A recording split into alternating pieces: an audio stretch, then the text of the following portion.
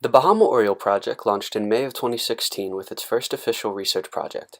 Scientists from the Bahamas National Trust teamed up with Dr. Kevin Omland of UMBC and undergraduates from his lab. The project's team of researchers traveled to Andros, Bahamas to conduct preliminary field research on the critically endangered Bahama Oriole. Until just recently, the Hispaniolan, Cuban, Puerto Rican, and Bahama Orioles were all considered to be a single species, the Greater Antillean Oriole. However, based on differences in DNA, plumage, and song, they were reclassified as 4 distinct species in 2010. Largely due to this recent reclassification, little is known about this endangered Oriole.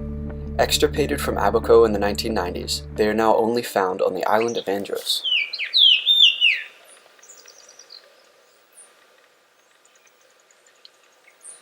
The Bahama Oriole faces multiple possible threats.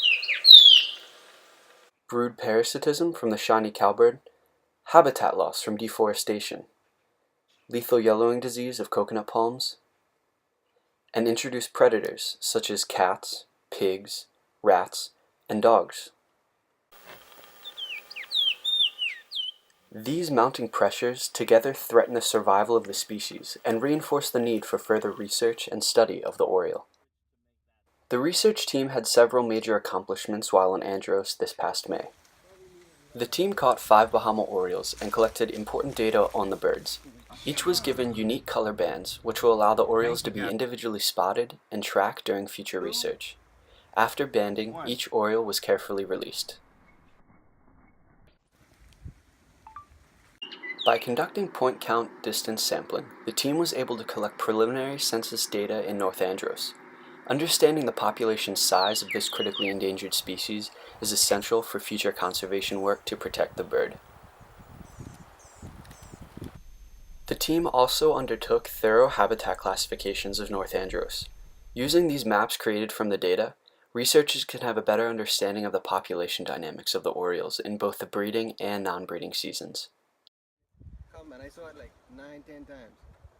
So I just never would have believed it. So yeah. There it is, almost at the top of this. The project's research team also made several key discoveries about the Oriole's nesting behavior.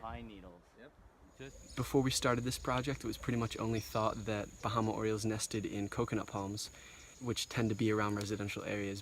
And yesterday I found our first in a pine forest, but in a palm. And today we just found a second one in a palm just like this.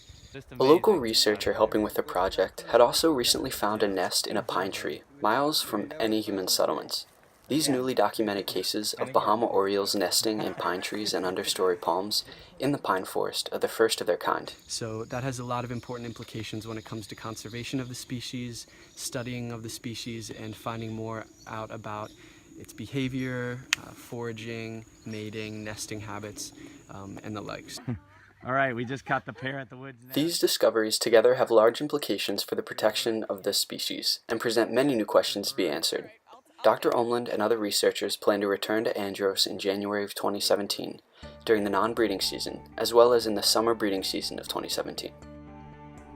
The Bahama Oriole Project is seeking funding for research in the next breeding season, as well as for long-term monitoring and protection of the Bahama Oriole.